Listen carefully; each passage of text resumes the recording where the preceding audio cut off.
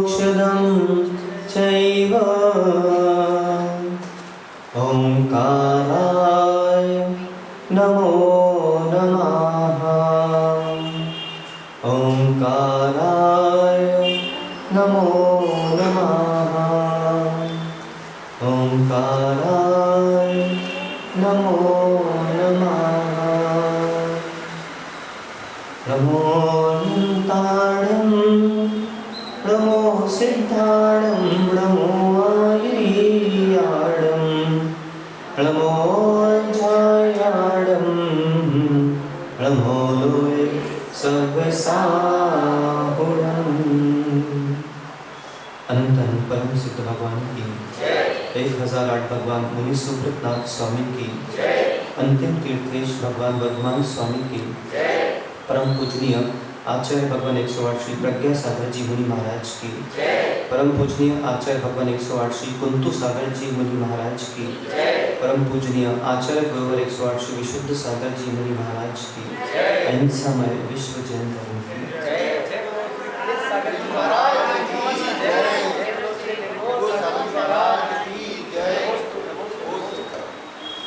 अहो सिद्धों, सिद्धत्व स्वात्म साधना, निर्ग्रंथता, तत्व प्रतीति व शुद्ध आराधना।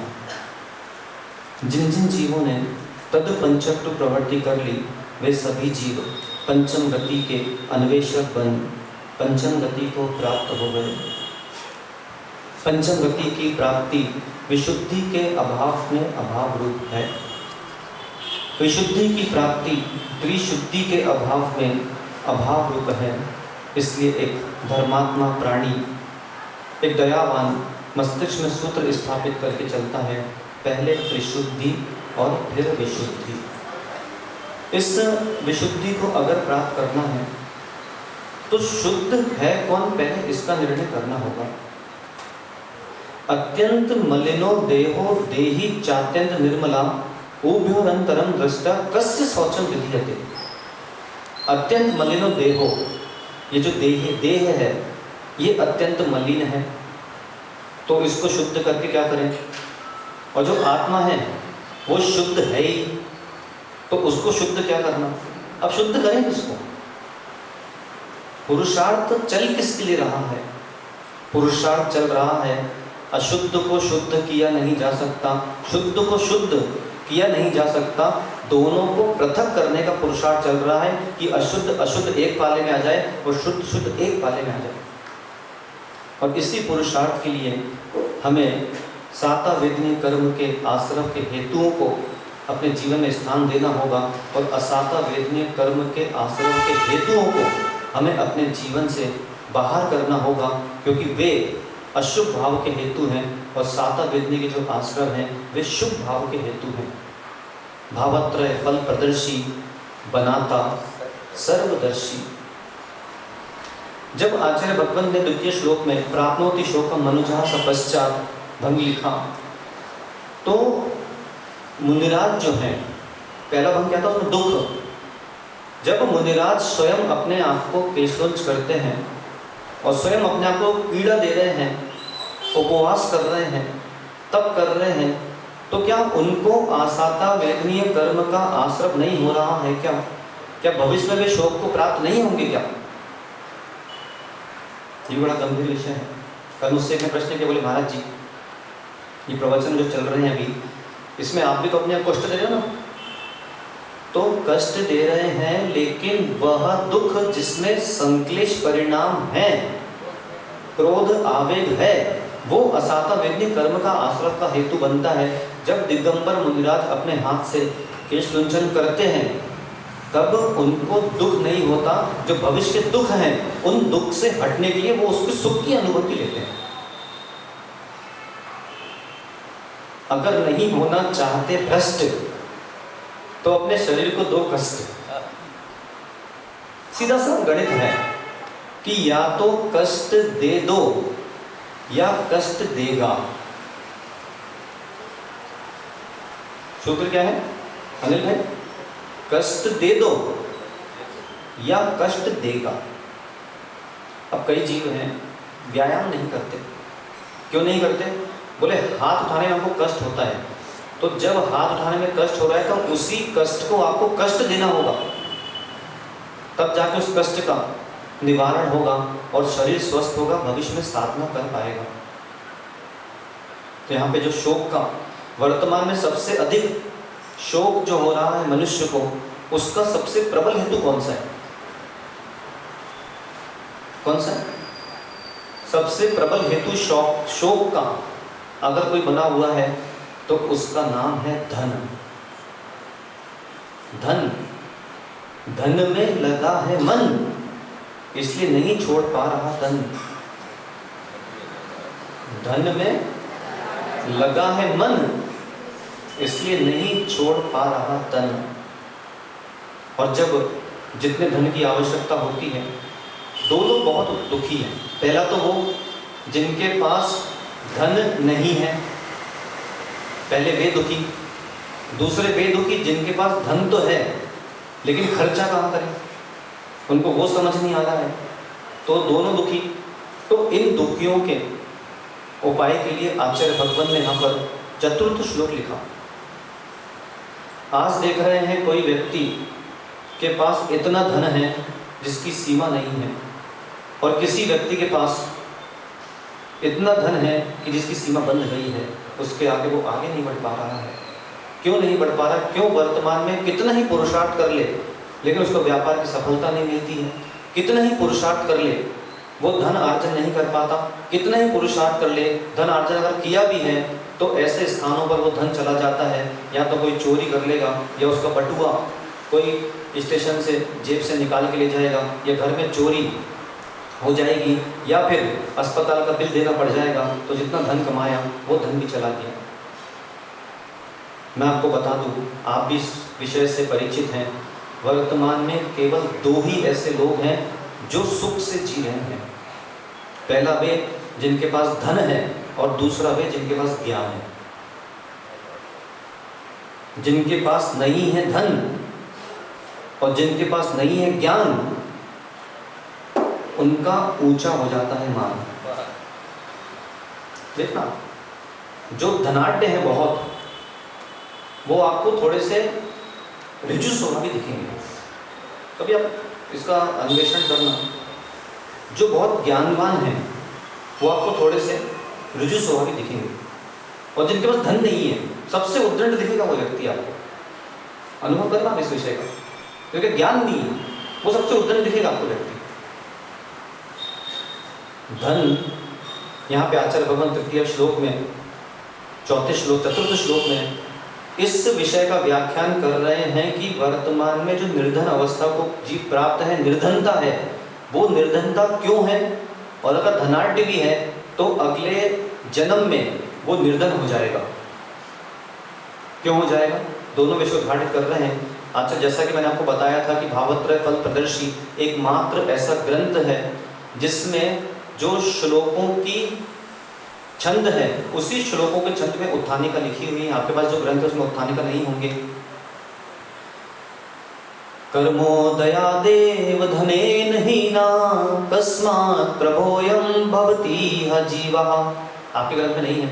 अर्थात कर्मोदयात एव, कर्म के उदय से ही धनेन हीना, धनहीन होता है। कस्मात् प्रभोयं भवति ह जीवा, यह संसारी जीव किस काम से या किस कारण से। तो विषय क्या चल रहा है कि हे देव, हे प्रभु, यह संसारी जीव किस कर्म के उदय से, वह कैसे काम करने से धनहीन होता है।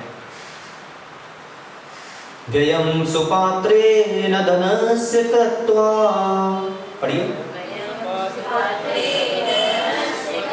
हठा धनं यश्च परस्य हृत्वा, तस्येत् परं वा कृपणं च दृष्ट्वा,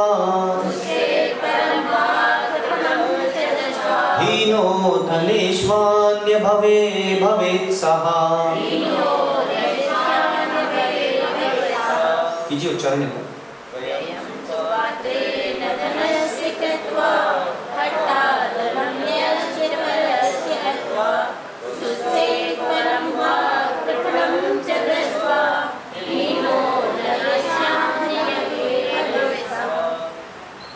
हीनो धनेश्वान्य भवे भवेत्सा, मतलब हीनो, हीनो अर्थात हीनः, धनई, धन से हीन, अन्य भवे भवेत्सा, मतलब अन्य भव में धन से हीन हो जाता है तो क्यों हो जाता है। आपने देखा कि पूर्व श्लोक में भी आचार्य भगवान 3 श्लोक में साधन की व्याख्या कर रहे हैं। 3 श्लोक अर्थात 3 श्लोक के चरणों में, पुनः एक बार पुनरावृत्ति कर लें। एक श्लोक में 4 चरण होते हैं, 4 भाग होते हैं, जिसे 4 पाद कहा जाता है। उसमें जो चतुर्थ पाद है, जिसे चतुर्थांश कहा जाता है, उस चतुर्थांश में आचार्य भगवान ने साध्य की बात की है। और जो 3 हैं, 3 चरणों में साधन की बात की है। यह साधन है, यह साध्य है, यह कारण है 3, और यह कार्य है। साधन, साध्य, कारण, कार्य। हेतु, हेतु का फल, 3 हेतु हैं और चौथा हेतु का फल है। तो ऐसा जो धन से हीन होता है वो क्यों होता है। आचार्य भगवान सबसे पहला हेतु लिख रहे हैं, व्ययम सुपात्रे च धनस्य कृत्वा, व्ययम सुपात्रे न धनस्य कृत्वा, अर्थात सुपात्र, जो सुपात्र के लिए व्यय न धनस्य कृत्वा, जो सुपात्र के लिए अपने धन का व्यय नहीं करता है वो भविष्य में धनहीन हो जाएगा। या जिसने अपने पूर्व जन्म में सुपात्र को दान नहीं दिया होगा वो उसको स्पष्ट दिख रहा है, जितना धन की उसको आवश्यकता है उसके जीवन में धन नहीं है। तो किसी से पूछने की आवश्यकता नहीं है कि मेरे पास धन क्यों नहीं है, मैं क्यों सफल नहीं हो पा रहा हूँ। स्पष्ट दिख रहा है कि आपने अपने पूर्व जन्म में सुपात्रों को दान नहीं दिया, और अगर अभी भी नहीं दिया तो अगले जन्म में आप मान के चलो, अभी आपके पास 100 रुपये हैं, अगले जन्म में 10 का नोट जेब में मिलेगा। अब सुपात्र कौन है, सबसे बड़ा विषय तो यह है। हमारे जिन आगम में 3 प्रकार के पात्रों की व्याख्या है, सुपात्र, कुपात्र और अपात्र। ये कौन है ये भी मैं आपको बताता। गृहणाम ग्रह कर्मणापि निचितम कर्म विमास्ति खलु ग्रह विमुक्तानाम अतिथीनाम प्रति पूजा रुधिर मलम धावते वाली। श्रावकाचार्य जी आचार्य भगवान ने एक अद्भुत उदाहरण दिया। रुधिर मलम धावते वारी, वारी अर्थात होता है जल, रुधिर मतलब होता है रक्त। जैसे अशुद्ध रक्त से लीन जो वस्त्र है वह वस्त्र उस जल से पृथक हो जाता है, उसी प्रकार कर्म विमाष्टि खलु ग्रह विमुक्तानाम, जो ग्रस्त है, पंचसूना आदि कार्य करता है, उससे जो से पाप संग्रहित होता है, उस पाप को अगर धोना है तो दान करो। इसका नाम परिभाषा है, यह दान है। अब दान कौन कौन से क्षेत्र में करना चाहिए, सबसे बड़ा विषय यह है। वहीं दूसरी ओर आचार्य भगवान ने इसी श्लोक के पश्चात एक और श्लोक लिखा, सुनाएंगे आप, किसी को स्मरण में है? विषयाशा वचन तो बहुत पीछे आप पहुंच गए हैं। भक्ति सुंदर रूपम स्तवना कीर्तिस तपो निधिषु, आ रहा है स्मरण? उच्चैर्गोत्रम प्रणते भोगो दानादुपासनात् पूजा भक्ते सुंदर रूपम स्तवना कीर्तिस तपो निधिषु। उच्चैर गोत्रम प्रणते। अब देखिए शास्त्रों में सब कुछ स्पष्ट लिखा है। बस एक व्यक्ति को भूख लगी, एक व्यक्ति बैठा, उसे भोजन परोसा गया, वो खाने को तैयार नहीं। पूछा गया कि भाई आप क्यों नहीं खा रहे हैं? बोले क्या पकवान में कमी? क्या नहीं, पकवान तो है, बस वो नहीं है। फिर दूसरे ने पूछा, अरे भाई क्यों नहीं खा रहे हो? अरे बस वो नहीं है। फिर ऐसे 4-6 लोगों ने पूछा, पूरे सदस्यों ने, और वो बैठा है ऐसा, बस ठंडा हो रहा है जल्दी खा। नहीं नहीं, सब कुछ है, बस वो नहीं है। फिर समझदार आया, भैया ये बस वो नहीं है तो और क्या चाहिए? सब तो दे दिया, अचार पापड़ चटनी जो भी चाहिए। तो बोले मुझे यहाँ पे जितना है वो सब दिख रहा है, बस वो नहीं है, बोले मुझे भूख नहीं है। ऐसी स्थितियाँ हमारी भी हैं वर्तमान में। आचार्य महाराज भी दिख रहे हैं, गणिनी माता जी भी दिख रही हैं, मुनि महाराज भी दिख रहे हैं, तत्व के उपदेश भी हो रहे हैं, जिनदेव भी हैं। कोई धर्म किसी धर्म पे प्रहार नहीं कर रहा है, सब अपने अपने धर्म में अपने अपने गुरुओं में लीन हैं। इतना शांतिमय वातावरण में भी अगर संयम धारण करने के भाव नहीं आ रहे हैं तो सब कुछ है, बस वो नहीं है। उसका नाम श्रद्धा है। श्रद्धा नहीं है बस। और जब तक श्रद्धा नहीं है, तब जब तक नहीं है श्रद्धा, तब तक तेरा जीवन है भद्दा। जब तक नहीं है श्रद्धा। पुनः आपको कह दूं कि चाहे आप हो, चाहे युवा वर्ग हो, जब तक अपनी बुद्धि से जीवन जियोगे तब तक आप जीवन में उत्कृष्टता को प्राप्त नहीं कर पाओगे, नहीं कर पाओगे, नहीं कर पाओगे। मत जियो अपनी बुद्धि से, नहीं मिल पाओगे विशुद्धि से। और अगर मिल पाना होता तो अभी तक जो अपनी बुद्धि से जीवन जिया है, बिना किसी के निर्देश के, बिना किसी के संकेत के, तो विशुद्धि से मिल लिए होते, पर कहाँ मिले। व्ययं सुपात्रे न धनस्य कृत्वा उच्चै गोत्रम प्रणते। आज आप उच्च गोत्र पे, नीचे गोत्र पे? क्यों क्यों क्यों क्यों? आचार्य भगवंत ने इसका भंग लिखा, उच्चै गोत्रम प्रणते। आपने अपने पूर्व जन्म में जो 28 मूल गुणधारी हैं, दिगंबर मुनिराज हैं, जो संयम तप को धारण कर रखे हैं, उनको लिए आपने सर झुकाया होगा, इसलिए आपको वर्तमान में उच्च गोत्र की प्राप्ति हुई है। उच्च गोत्री को जो सर झुकाए उसको उच्च गोत्र की प्राप्ति होती है। पहला, भोगो दाना दुपासना पूजा। वर्तमान में भोग भोगने मिल रहे हैं, क्यों मिल रहे हैं?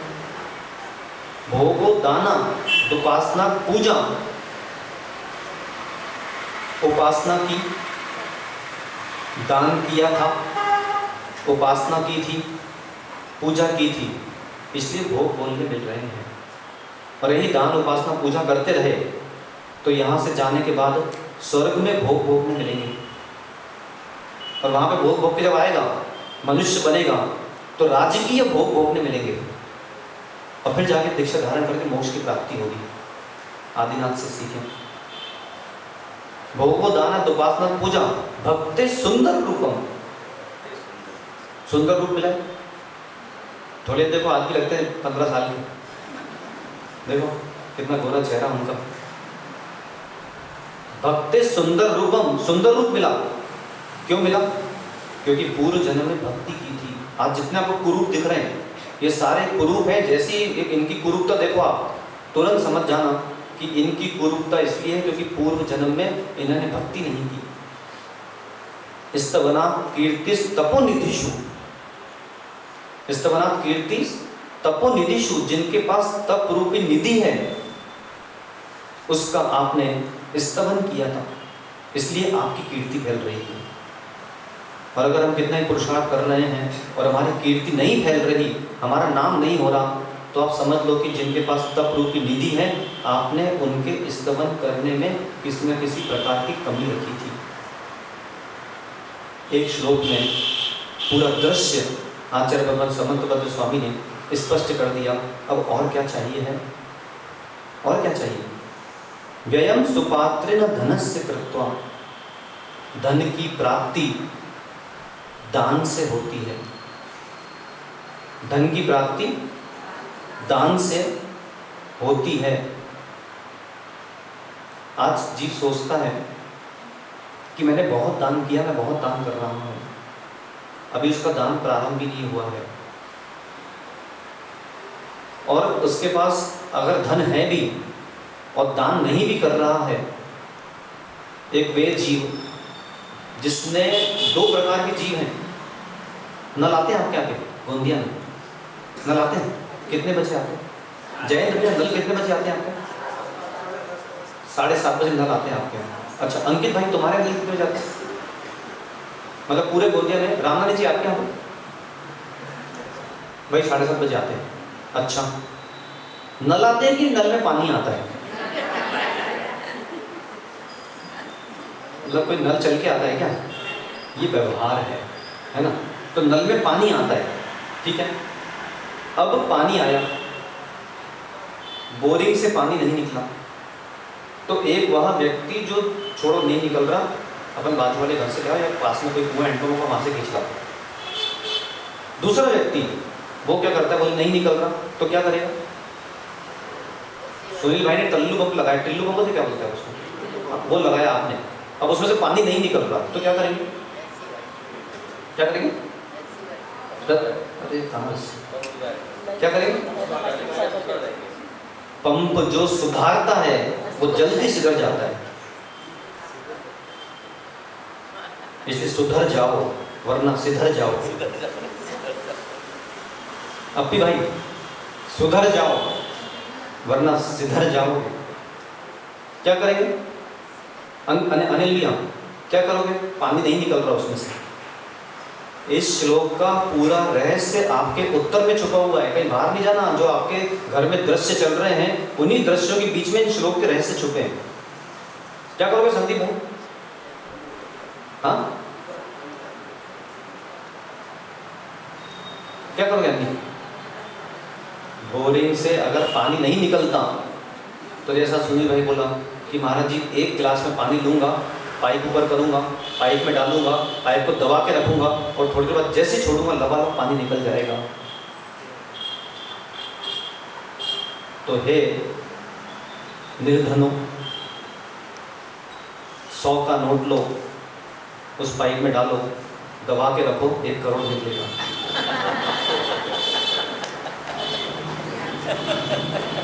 ये उदाहरण आपको जिस दिन समझ में जाएगा उस दिन आपके जीवन में धन की कमी नहीं होगी। इसको दान कहते हैं। तो अब विषय चल रहा है कि व्ययम सुपात्र धनस्य कृत्वा, जो सुपात्र को दान नहीं देता है वह हीनो धनेश्वान्य भवे भवेत्सा, वो भविष्य में धनहीन हो जाता है। अब इस सुपात्र कौन है? सबसे बड़ा विषय तो यह है, हमारे जिन आगम में 7 क्षेत्रों में दान की व्याख्या है, जिसे सप्त क्षेत्र कहा जाते हैं। सुनाएंगे कोई नाम? सोनू सुनाओगे नाम 7 क्षेत्रों में? इसलिए आपको बोल रहा हूँ कि मंदिरों की दीवारों को फोटो से मत भरो, मंदिरों की दीवारों को आगम के सूत्रों से भरो, और आगम के सूत्रों से नहीं भरोगे तो जिनकी फोटो लगाइए मात्र उन्हीं के भक्त हो जाएंगे, बाकी लोग तो नमस्कार भी नहीं करेंगे। और ऐसी स्थितियां हर जगह की बन चुकी हैं। इसलिए आपको बोल रहा हूं इस बात को, ओहो, इसलिए आपको बोल रहा इस बात को कि अभी आज सुबह मैंने आहार की बात की थी, याद है आपको, बाल शिक्षा की कक्षा में? तो वो उसका एक दृष्टांत देखा, नितेश भाई दुपट्टा पहनकर आ गए आज से। श्रेष्ठ गुरु भक्त वही है कि जो कहा दिया जाए उसे तुरंत स्वीकार कर ले, उससे बड़ा कोई भक्त नहीं। अगर तुरंत स्वीकार नहीं करता वो भक्त तो है लेकिन कम विशेषण लिया हुआ है। तो सप्त क्षेत्र जो लिखे हैं आज तक अपने जीवन में, अगर इन सप्त क्षेत्रों में दान नहीं किया है तो इन सप्त क्षेत्रों में दान करना प्रारंभ करें। जिन बिंब जिनागार जिन यात्रा प्रतिष्ठितम दान पूजा सिद्धांत लेखनम सप्त क्षेत्रकम। ये 7 क्षेत्र हैं। इन 7 क्षेत्रों को यहाँ मंदिर में कहीं लिखवा देना, जिससे जो आगामी पीढ़ी है उन पीढ़ी को पता चले कि उसको पॉकेट मनी अगर 100 रुपये मिला है तो 100 रुपये पॉकेट मनी को ये अपना पैसा बचाकर इन 7 जगहों पर विभाजन करना चाहिए। आज दान करने में परेशानी क्यों आती है? इसलिए आती है क्योंकि आपका जो धन प्रबंधन है उसमें बंधन है, आपने धन प्रबंधन कर नहीं रखा है।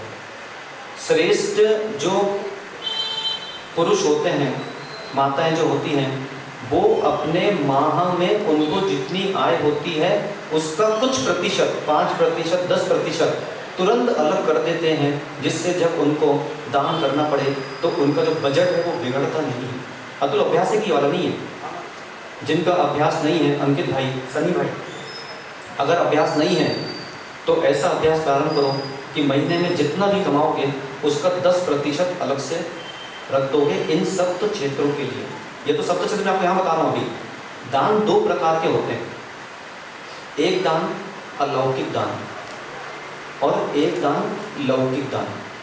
इन सप्त क्षेत्रों में जो दान करना उसका नाम अलौकिक दान है, और अस्पताल बनवाना, स्कूल खुलवाना, अनाथालय, वृद्ध आश्रम, यहाँ पर अपने धन का प्रयोग करना, उसे लौकिक दान कहते हैं। उसी जीव का धन का अय करना श्रेयस्कर है जो अपनी आय में से लौकिक दान और अलौकिक दान देता है, और जो नहीं दे रहा वह जीव भविष्य में हीनो धनेशवान में भवे भवेत्सा, भविष्य में वो धनहीन हो जाएगा। शास्त्र कह रहा है, मैं कुछ नहीं कह रहा। पहला 7 में से जो स्थान है, क्षेत्र है, उसका नाम है जिन बिंब। अपने जीवन में अगर आज तक भगवान की प्रतिमा नहीं बिठाई हो तो कम से कम एक प्रतिमा अवश्य भगवान की बिठा के जाना। इस मंदिर में नहीं, क्योंकि यहाँ तो जगह भर गई है, और वैसे भी 2006 को प्रस्ताव पारित हो गया है कि जितने 66 प्रतिमा, तो 66 ही रहेंगी, अब 67 होंगी, ऐसा मुझे जानकारी मिली सूत्रों के द्वारा, है ना। तो अन्य स्थानों पर और भी अन्य स्थान पर जिनालय बन रहे हैं, वहाँ पर कम से कम एक प्रतिमा जीवन में विराजमान करना, ये एक क्षेत्र जिन बिंब है। अब जैसे ही मैंने कहा, मुझे पता है आपके मस्तिष्क में चल रहा होगा कि महाराज जी वैसे ही इतनी सारी प्रतिमाएं हैं, अब और प्रतिमा विराजमान करने से मतलब क्या है? तो मतलब यह है कि इतने सारे बालक बालिका जन्म ले चुके हैं, 150 करोड़ की पॉपुलेशन है, तो सबकी नसबंदी कर दो, बंद करा दो, बच्चे पैदा होंगे। तो जब जनसंख्या की बारी आती है तब तो बालक बालिका को जन्म देता जा रहा, और जब भगवान की बारी आती है तो कहता है कि इतने सारे भगवान। आज आप प्रत्येक जिनबिंब को देखो, हर जिनबिंब के चेहरे की भाव भंगिमा अलग है।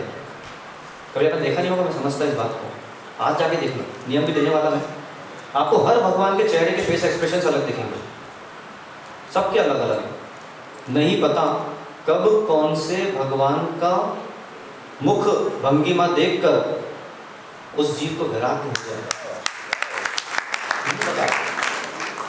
इसलिए मैं आपको बोलता कि जिनालय आकर चावल टेबल पर फेंक कर बोल रहा हूँ, चढ़ाना नहीं, क्योंकि चढ़ाते तो वो लोग हैं जिनका नीचे नहीं गिरता, और जिनका नीचे गिरता है उसको चढ़ाना नहीं, उसको फेंकना बोलते हैं। अभी तो 7:15 वाली कक्षा में ये भी सिखाने वाला हूँ आपको कि भगवान के सामने आकर, मंदिराज के पास आकर चावल कैसे चढ़ाना चाहिए है। ये सब विस्मृत कर चुके हैं। अलग अलग मुद्राएं हैं, सब सिखाता आपको, सारी मुद्राएं, जिन मुद्राओं का विलोप हो चुका है। तो जिन बिंब, प्रत्येक भगवान की अलग भाग भंगिमा है। क्षुल्लक ध्यान सागर जी का नाम आपने सुना हो, जबलपुर में बेड़ा घाट है, वहाँ पे शांतिनाथ जिनालय है। तो क्षुल्लक ध्यान सागर जी वहाँ शांतिनाथ जिनालय में दर्शन करने गए, और जैसे दर्शन करने गए उन्होंने शांतिनाथ भगवान का मुखमंडल देखा, उन्होंने वही निर्णय कर लिया कि मैं दीक्षा लूँगा। सोचो, तो ऐसे हमारे पास कई महाराजों माताजियों के उदाहरण हैं जिनको जो भगवान दिखे उन भगवान में उनको वैराग्य दिखा और उन्होंने दीक्षा धारण कर ली। अच्छा देखिए, आप स्वयं देखना, किसी का चेहरा देखकर चित्त में शांति मिलती है और किसी का चेहरा देखकर क्रांति मिलती है। देखना, मतलब जिस मनुष्य के साथ आप जीवन यापन कर रहे हैं, प्रातः काल उसी मनुष्य का चेहरा आपको शांति देगा और सायंकाल उसी मनुष्य का चेहरा आपको क्रांति देगा। महावीर अष्टमी में पढ़ रहे थे, आप भूल जाते हो। अताम्रम यच्चक्षु कमलयुगलं स्पंदरहितं जनान् कोपापायं प्रकटयति वाभ्यान्तरमपि स्फुटं मूर्तिर्यस्य प्रशमितमयी विमला महावीर स्वामी नयनपथगामी भवति तुम्हें धन्य हो। वे जीव भी जो बाहर से नहीं आए, यहीं से उठकर गए हैं। हम जैसे ही थे, आप पढ़ते ना भक्तामृत स्तोत्र में, सोहम तथापि, तो सोहम प्रतिनाद को बोलता। अगर आप रणमोकार की 4 माला फेरते हैं तो 4 माला छोड़कर 2 माला फेरें, 2 माला अलग मंत्र की फेरना चालू करें। सोहम सोहम सोहम सोहम सोहम। आपको उसका ध्यान करना चाहिए, इसलिए ध्यान करना चाहिए है सह अहम। सह मतलब वह, और अहम मतलब मैं। वह मैं हूँ, वह मैं हूँ मतलब कि जो भगवान बने हैं मैं भी वैसा ही हूँ। अगर ऐसा ध्यान करेगा तो चित्त में एक निर्मलता आएगी कि भगवान कहीं बाहर से नहीं बना जाता, भगवान बनने वाले हमारे बीच के ही लोग हैं, बीच के ही लोग हैं। पहला क्षेत्र क्या है? जिन बिंब। इसलिए हे श्रावकों, अपने जीवन में कहीं ना कहीं क्षेत्र पर या जहाँ पर आवश्यकता है वहाँ पर एक जिन बिंब विराजमान करें। और आपको नहीं पता कि कहाँ करना है तो आपके नगर में मुनिराज आते हैं, अन्य क्षेत्रों में आप जाते हैं, वहाँ पर महाराज जी माता जी को आप बोलकर आइए, ये बोलकर आइए कि हमारे पास इतना धन है और हम जिन बिंब विराजमान करना चाहते हैं, ये हमारा मोबाइल नंबर है, आपको जब भी लगे आप हमें फ़ोन करके बता दीजिएगा, हम पेटीएम या गूगल पे कर देंगे। व्यवस्था आ गई आजकल बहुत सारी, है ना। आपके गोंदिया भी चालू हो गई अभी 3-4-5 दिन पहले, सीधा संजय भाई के मोबाइल में मैसेज जाता है ना।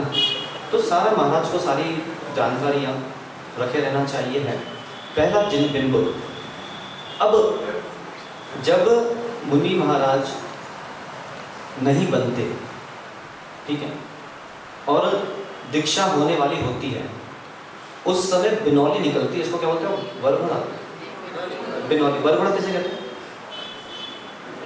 वरघोड़ा किसे कहते हैं? तो जो बिनौली निकलती है, उस बिनौली में दीक्षार्थी आपके यहाँ आए और आप उनकी गोद भराई करते हैं। वहाँ पर जो आपने उनको धन राशि गोद भराई में दी है, उसका वो क्या करते हैं? नहीं, ये भी बहुत प्रश्न है, और ये प्रश्न केवल आपका ही नहीं, ये प्रश्न पूरी समाज में हर जगह पे प्रश्न चिन्ह है कि दीक्षार्थी जो आते हैं और जगह जगह कम से कम 200-300 शहरों में, जैसा समय उनके पास रहता है, जब वो घूमते हैं तो इतना धन लाखों में इकट्ठा होता है, तो उसका वो क्या करते हैं? अपने घर भेज देते हैं। पहले झोपड़ी का मकान था, 4 मंजिला हो गया। पहले वो उनके पिताजी लूना चलाते थे, लूना सनी आती थी पहले, है ना। वो लूना सनी बजाज का स्कूटर चलाते थे, और आजकल वो रॉयल्स कौन सी आ गई, है ना, हाँ, रॉयल एनफील्ड में घूम रहे आजकल। तो ऐसा है, तो धन का क्या प्रयोग करते हैं? कभी भी आपके यहाँ पर जो भी दीक्षार्थी भैया आए और आप उनको जो भी दान दो, अगर आपने चवन्नी चलती है आजकल, 1 रुपया चलता है, हाँ, अगर आपने 1 रुपया भी उनकी झोली में डाला है तो उस 1 रुपये से भी भगवान विराजमान होते हैं।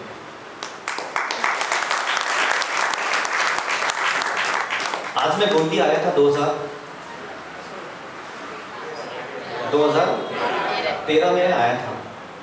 2013 में पर्यूषण पर्व में मैं आपके गोंदिया में था, और इसी हॉल में देशना कीर्ति थी, ठीक है। उस समय बिनौली निकली थी, स्मरण है आपको, है ना। बिनौली का धन इकट्ठा हुआ था, याद है। तो जब धन इकट्ठा हुआ था तो धीरे से राजू भाई ने क्या किया था कि वो धन के साथ अपना धन मिला दिया था, पता है। तो धन के साथ जब अपना धन मिलाया तो वो दोनों लिफाफा हमको, एक ही लिफाफे में दोनों पैसे दे रहे थे। तो बोले भैया जी ये आपका, साथ में धोती पट्टा। और विशुद्ध सागर जी महाराज के जो ब्रह्मचारी गण हैं, वो कहीं भी जाकर किसी भी प्रकार का पर्यूषण पर्व आदि में जाते हैं, वो किसी से धन की याचना करते नहीं हैं। क्यों? क्योंकि ज्ञान दिया जाता है, ज्ञान का सौदा नहीं होता, समझ गए। और जहाँ जहाँ पे ज्ञान देने से धन लिया जा रहा है, वो ज्ञान का सौदा ही है। परंतु अब ऐसा नहीं करना, क्योंकि जो विद्वान हैं उन्होंने अपना पूरा जीवन ज्ञान को ही दिया है। अगर उनको धन नहीं देंगे तो उनकी आजीविका चलेगी कैसे? लेकिन एक ब्रह्मचारी जिसको दीक्षा लेना है उसको धन की क्या आवश्यकता है? आज कितनी प्रशंसनीय दिगंबर जैन समाज है। सोचो आप कि दिगंबर मुनिराजों को आहार दे रही है, दिगंबर मुनिराजों के कमंडलों में पानी भर रही है, दिगंबर मुनिराजों को ये माइक लगा रहे हैं प्रवचन के लिए, सर्व सुविधा युक्त दिगंबर मुनिराजों का जीवन चल रहा है। उसके बाद भी पैसों का लेन देन चले तो ये किस लिए? किस लिए? जब मैं यहाँ आया था उसके बाद जब यहाँ से गए तो जितने भी भैया जी लोग थे, जहाँ जहाँ बिनौली निकली थी, उनका जो पूरा धन एकत्रित हुआ था उसमें से 1 रुपये का भी पेट्रोल नहीं डलाया गया। 1 रुपये का भी नहीं, ना किसी ने घर भेजा, ना पेट्रोल, ना कपड़े, ना कुछ, ना द्रव्य। मेरा तो एक प्रण था, जब मैं दीक्षार्थी था उसके पहले 1 साल 5 महीने में संघ में रहा। 1 साल 5 महीने आज तक मैंने श्रावक से 1 रुपये की बादाम नहीं मंगवाई कभी। क्यों?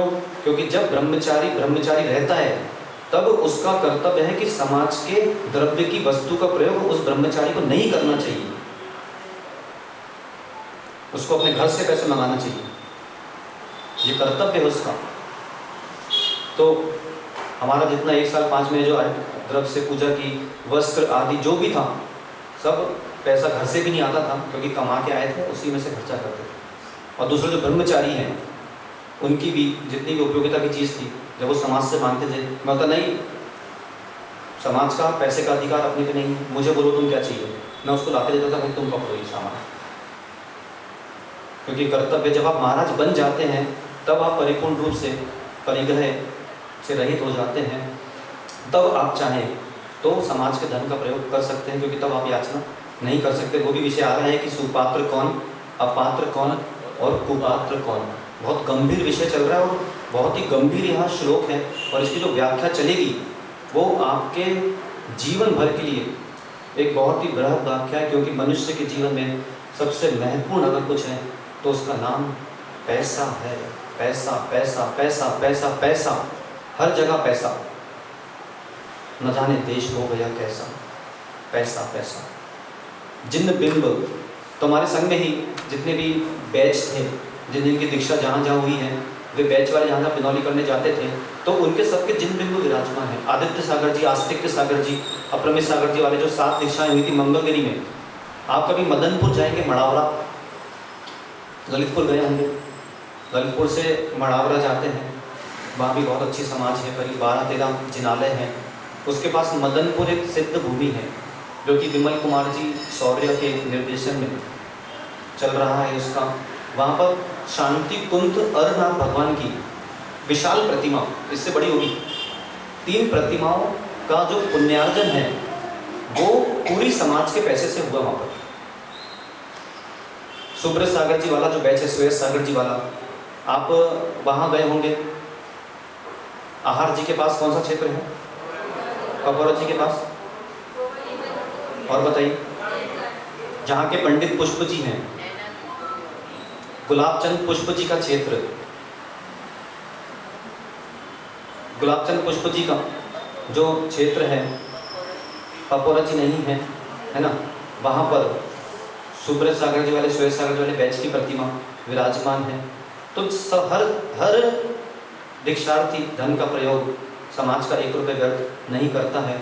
इसलिए जिन बिंब प्रथम क्षेत्र है तो हमें जिन बिंब बनवाना चाहिए है, जिन बिंब रखना चाहिए है, परंतु जिन बिंब केवल उन स्थानों पे आपको स्थापित करवाना चाहिए है जिन स्थानों पर उन जिन बिंबों की देखरेख होती रहे। आज दक्षिण आप चले जाइए, दक्षिणों में कई जगहों पर ऐसे जिन बिंब हैं जहाँ पर उनकी देखरेख नहीं होती है।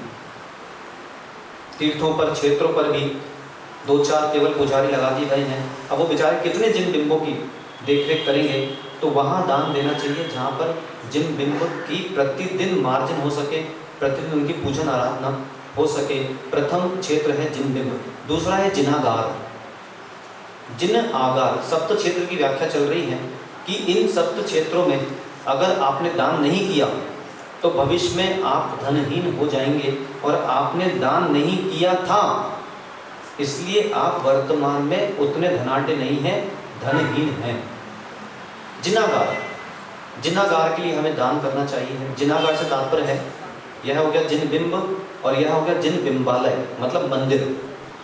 आज हमारा मंदिर तो इतना विशाल हो गया, आज भी कई ऐसे ग्रामीण क्षेत्र हैं जिन ग्रामीण क्षेत्रों में जिनालय जीर्ण शीर्ण है, और वहाँ पे जो हमारी ही समाज है उस समाज पर इतना भार है कि वो उस धन का प्रयोग जिनालय में नहीं कर पा रहे हैं। तो हमारा कर्तव्य है कि हम गोंदिया में रह रहे हैं, एक दिन आसपास गाड़ी लेके निकलें और यह मालूम करें कि कहाँ पर जिनालय हैं जो जीर्ण शीर्ण हैं, वहाँ पर हमें दान देकर उन जिन बिंबों का जीर्णोद्धार आपको करना चाहिए। क्योंकि आज उन जिन बिंबों का जीर्णोद्धार होगा तो भविष्य में उसकी आयु और वृद्धि को प्राप्त हो जाएगी। परम पूजनीय आचार्य श्री विद्यासागर जी महाराज श्री, जिन्होंने इस जिनागार को लेकर जो कार्य किया है वो अपने आप में पूरे ब्रह्मांड के लिए प्रशंसनीय कार्य है। आज उन्होंने कुंडलपुर के आदि बाबा को लेकर वहाँ पे विराजमान किया। श्रीधर, वैसे तो वो श्रीधर है ना, क्योंकि वहाँ पर वो सिद्ध भूमि है, और अगर मंदिर का जीर्णोद्धार नहीं करते तो प्राचीन जिनालय का जीर्ण शीर्ण हो रहा था, कुछ समय बाद और जीर्ण शीर्णता हो जाती, तो कहीं जिन बिंब पर किसी प्रकार के प्रहार अगर आ जाता तो जिन बिंब भी नहीं बचता। इसलिए आज आचार्य श्री जी ने, चाहे वो रामटेक हो, अमरकंटक हो, चाहे कुंडलपुर हो, चाहे कौड़ी, चाहे नेमावर हो, ऐसे जितने भी क्षेत्र हैं, इन क्षेत्रों के माध्यम से जो जिन बिंबों के जीर्णोद्धार के लिए आशीर्वाद दिया है, आज जैन संस्कृति को उन्होंने 200 साल, 500 साल, 1000 साल की आयु प्रदान की है। आज पूज्य सुधासागर जी महाराज, अभी हम जबलपुर से आ रहे हैं 1 महीना 13 दिन, तो वहाँ पर सुधासागर जी महाराज जी ने जो जीर्णोद्धार किया है जिनालयों का, और जहाँ जहाँ वो जा रहे हैं वहाँ पर जो जिनालयों का जीर्णोद्धार कर रहे हैं, भले ही जिनको जो बोलना है वो बोलते रहें, लेकिन वो भी समझते हैं, और हम जैसे जो उनके श्रमण भाई हैं हम भी समझते हैं आज जो वो कर रहे हैं वही भविष्य में हजारों हजारों साल तक जैन धर्म को सुरक्षित रखेगा। ऐसे जितने भी हमारे श्रमण भाई हैं, हमारे गुरु भगवंत हैं, आचार्य भगवंत हैं, इन्होंने जहाँ जहाँ जिनागार में, मैंने तो कभी किसी महाराज को देखा नहीं कि वो फावड़ा लेके फावड़ा चला रहे होंगे, देखा आपने कभी? तो कैसे हम श्रावकों के मुंह खुल जाते हैं कि बोले वो महाराज तो निर्माण कार्य में लगे, वो तो कभी निकले नहीं। समाज की भावना होती है कि हम जीर्णोद्धार करना चाहते हैं, हमें आपका आशीर्वाद और निर्देशन चाहिए। तो हम जैसे साधक, हम जैसे जो हमारे आचार्य भगवंत हैं, ये कभी निर्माण कार्य करते नहीं है। समाज की भावना होती तो निर्माण कार्य निर्देशन प्रदान करते हैं, इसलिए मुंह बंद रखा करो। वो निर्माण के लिए साधु नहीं बने हैं, वो निर्माण के लिए साधु बने हैं। और जब तक निर्माण नहीं होगा तब तक निर्वाण भी नहीं होगा। अगर निर्वाण की प्राप्ति करना है तो पहले विशुद्धि का निर्माण करो। विशुद्धि का निर्माण ही कराता निर्वाण। परंतु क्या करें, जीव स्वयं असाता वेदनी कर्म का इतना आश्रव कर चुका है, उसे समझ नहीं आता कि मुझे कहाँ मुंह खोलना चाहिए है, कहाँ मुंह नहीं खोलना चाहिए है, और मुंह खोल बैठता है, जिससे ना जाने कितने लोगों की भावों का घात हो जाता है और अस्थितिकरण हो जाता है, और वो जीव धर्म से च्युत हो जाता है। आज समाज के एक एक व्यक्ति को, केवल एक को नहीं, समाज के हर व्यक्ति को एक जैसी प्रकृति का होना बहुत अनिवार्य है। कुल विषयों में नहीं हो पाएगा, क्योंकि अपन समझते सबका भ्रम भिन्न भिन्न स्वभाव है, लेकिन उन स्वभावों में भी जब एक विषय आता है धर्म की प्रभावना का, तो सबके मुख में केवल एक ही वाक्य होना चाहिए है। क्योंकि अगर एक के मुख का भी वाक्य इधर उधर हुआ तो धर्म की अप्रभावना चालू हो जाएगी। इसलिए कभी आपके पास आया कोई, मान लो सुनील भाई के पास कोई आया अरे भैया वो देखो वो महाराज जी वहाँ पे वो क्षेत्र बनवा रहे हैं, सामायिक कब करते होंगे, प्रतिक्रमण कब करते होंगे, हैं दिन भर मीटिंग लेते रहते हैं। तो सुनील भाई का कर्तव्य है कि ये बोलने की जगह, हाँ सही है भैया, पंचम काल है ये, तो क्या करें, खोटा काल है, देखने में आ ही रहा है आपको, सबको अपनी सत्ता की भूख है, सब अपना अस्तित्व बनाना चाहते हैं। एक वो जिसने ये कथन किया और एक वो भैया आप और हम तो यहाँ हैं, वो अपने कृति कर्मों को अच्छी तरह जानते हैं, भैया वो कर लेते होंगे, अपन साधु निंदा करके क्यों अपना विजु कर्म का आश्रय प्राप्त करें। इसलिए भाई, और आप खुद सोचो कि वो निर्माण कार्य कर रहे हैं तो ना आप बचोगे ना हम बचोगे, उस क्षेत्र में जितनी पीढ़ी आएंगी कम से कम वो भगवान के दर्शन करके जैन धर्म की प्रभावना तो करेंगे। ये दो प्रकार के कथन हैं। मैं आपको बोलता हूँ, आपको कभी भी कोई भी जीव मिले और धर्म के बारे में अगर उसने कोई भी विपरीत कथन करना प्रारंभ किया तो आप तुरंत समझ जाओ कि असाता वेदनी कर्म का आश्रव का भार इसके सर पर है और प्राप्नोति शोकम मनुजा सा पश्चात, तुरंत समझ जाओ। और कोई व्यक्ति आता है और जो दूसरा कथन मैंने किया ऐसा कथन कर देता है तो तुरंत समझ जाओ कि साता वेदनी कर्म का आश्रव इसका चल रहा है। असाता मतलब दुख और साता मतलब सुख, सरल सी परिभाषा। अप्रशस्त, प्रशस्त और अप्रशस्त।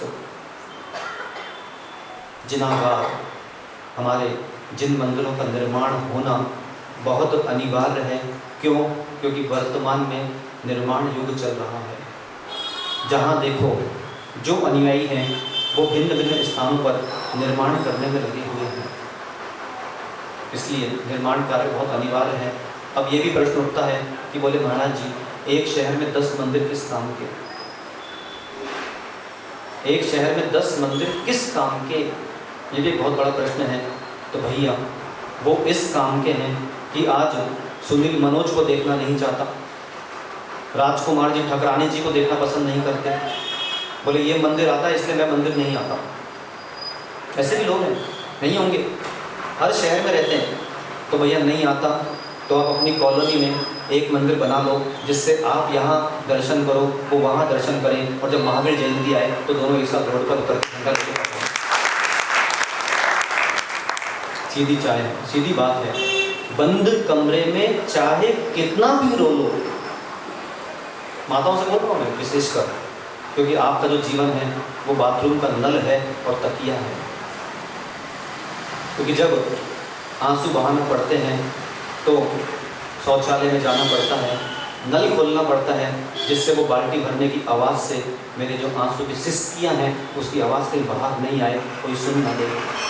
ये नारियों का जीवन है। और दूसरा उनका जीवन तकिया है जिससे आंसू की आवाज़ नहीं आए।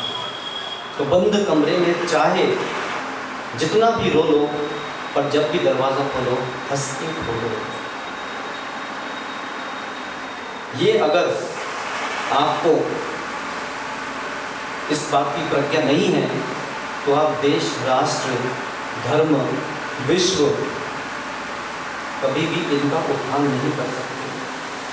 सोनू जैसे लोग तो प्रवचन में ऐसा चेहरा लटका के बैठते हैं जैसे पता नहीं चलता कि धर्म सभा चल रही है, महावीर की देशना खिल रही है कि किसी की तेरे ही की सभा चल रही है।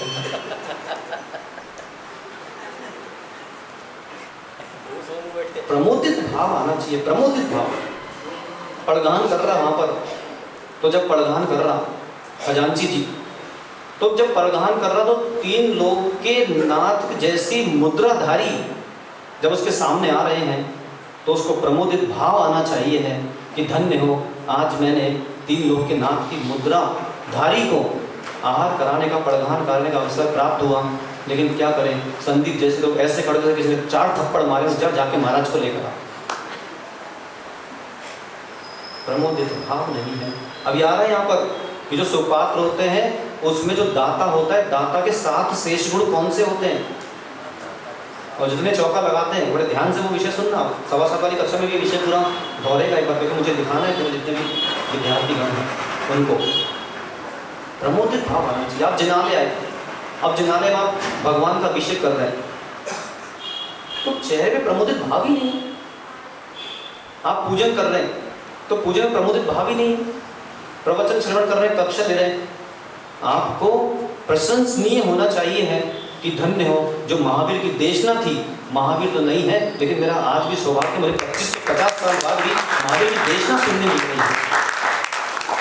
शास्त्रों में गुरु मुख से भी सुना मैंने, शास्त्रों में स्पष्ट लिखा हुआ है कि अगर कोई देशना खिराने वाला है और देशना खिर रही है, आपको कोई भी विषय समझ में नहीं आ रहा है कि क्या चल रहा है, लेकिन फिर भी आप श्रद्धा से उसको सुनते हो, तो आपके जीवन में असंख्यात गुण श्रेणी कर्म की निर्जरा स्वतः होती है, स्वतः होती है।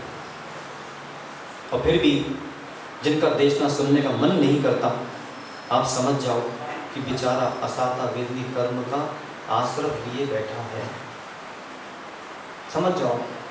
और जब उसका जयंत भी असाता वेदी कर्म का तीव्र आश्रय चल रहा है, तो तुम अपना साता वेदी कर्म का तीव्र आश्रय बढ़ा लो, बढ़ा लो।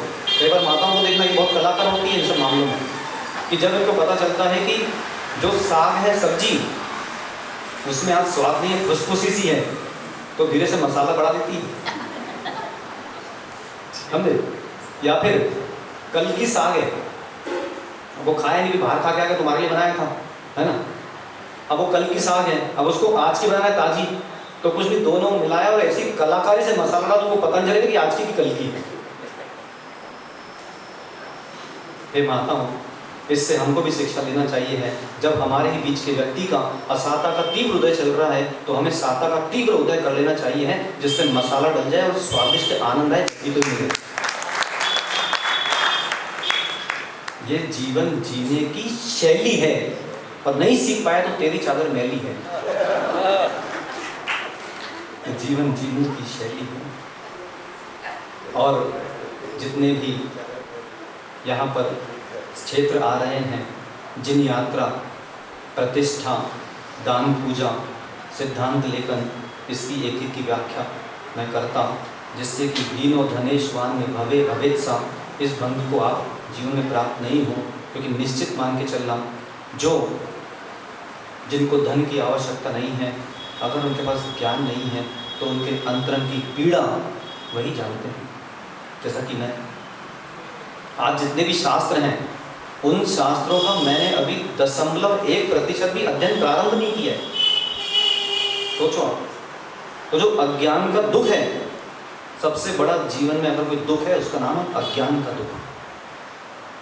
सबसे बड़ा दुख है जीवन में अज्ञान का दुख। परंतु क्या करें, 22 परिचयों में एक अज्ञान परिचय भी है कि आप अज्ञानी हो, आपको पता है, फिर भी आप उस अज्ञानता को सह रहे हो कि मैं अज्ञान हूँ, मैं अज्ञान हूँ, तो भी आप अज्ञान परिचय जयी हो। आपकी कर्मों की निर्जरा हो रही है, पर ज़्यादा मत से लेना, वरना पढ़ नहीं पाओगे, जीवन भर अज्ञानी रहोगे। तो दूसरा, जिसके पास ज्ञान नहीं वो दुखी, और एक व्यक्ति को जिसके पास धन नहीं है, जिसके पास धन नहीं, और जब उसके घर पे पुत्री हो और उसका विवाह करना हो, तब ठकरानी जी वही समझता है, उसके अंदर की जब पीड़ा होती है कि किससे मांगूं, किसको चुकाऊं, तब उसकी पीड़ा किसी मापक यंत्र से नहीं मापी जा सकती है। इसलिए हे श्रावकों, या तो ज्ञानी बनो या धनी बनो, या तो ज्ञानी बनो या धनी बनो। और जिनके पास ज्ञान है, ज्ञान के साथ साथ धन भी है, जिनके पास है ज्ञान और साथ में है धन, उस पर लगता सबका मन। ये दृश्य है देश का। इस संसार में सबको सब आता है, सब ज्ञानी। गोंदिया में सब ज्ञानी समझते हैं अपने, सुनीमा को सब ज्ञानी गोंदिया में, हाँ, सबके पास अपने अपने स्तर का ज्ञान है। आप दुनिया में हर व्यक्ति आपको मिल जाएगा, दुनिया में जिनको आपको ढूंढना है वो आपको मिल जाएगा। बहुत कठिन भी हो सकता है कई बार, लेकिन दो लोग ऐसे हैं जो आप नहीं भी चाहोगे तो भी वो आपको मिल जाएंगे। पता है वो दो लोग कौन से हैं अध्यक्ष महोदय जी? हाँ, उस एक का नाम है ज्ञानचंद और दूसरे का नाम है रायचंद। ये ज्ञानचंद और रायचंद, अगर आप इनको नहीं भी बुलाओगे तो भी ये आके अपनी ज्ञान और राय देंगे। तो इनका जो रायता है वो तभी लेना जब स्वादिष्ट हो। तो इस संसार में विषय क्या चल रहा है? हीनो धनेशवान भवे भवे सा। इस संसार में सबको सब आता है। देख रहे हैं, एक के पास ज्ञान है, उनके पास भी ज्ञान है, उनके पास भी वही ज्ञान है, उनके पास वही ज्ञान है। चारों दुकानें कपड़ों की, चारों दुकानों को वही वस्त्र मिलते हैं। इस संसार में सबको सब आता है, पर वही श्रेष्ठ है जो सबको भाता है, वरना उसका किसी से कोई नहीं नाता है। इस संसार में सबको सब भाता है, सब आता है। पर अपने जीवन में यह जो धन की व्याख्या हम सुन रहे हैं, इस धन का प्रयोग क्या चल रहा है, क्या नहीं चलना चाहिए है, क्यों हमारे पास धन नहीं है। आज माताओं के अंतर में इतनी पीड़ा है, इतनी पीड़ा कि इस पीड़ा का अनुभव कभी आप पुरुष कर ही नहीं पाएगा। क्योंकि जब जब माता की कोई मांगे होती हैं और वह माता के पास उस समय धन नहीं होता और उसको हाथ फैलाना पड़ता है, तब उसकी पीड़ा को माँ ही जानती है। तो इस पीड़ा से कैसे बाहर आए, जिससे यह भव तो हमें दिख रहा है, अगला भव भी होगा, यह भी हमें दिख रहा है श्रद्धा रूप में। तो अगले भव में या तो हम ज्ञानी बन जाएं या अगले भव में धनी बन जाएं, इसकी रूपरेखा पूरी यहाँ पर चल रही है।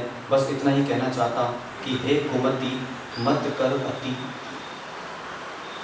हे कुमति मत कर अति, बन जा सुमति बन जाएगा व्रति। हे कुमति मत कर अति, बन जा सुमति बन जाएगा व्रति। आज तक तूने दूसरे की सुनी? अप्पी भाई ओके बैठे, अबे भाई बैठा है कोई? अबे भाई कोई नहीं? टिन यश, आज तक तुमने दूसरे की सुनी, इसलिए नहीं बन पाए मुनि।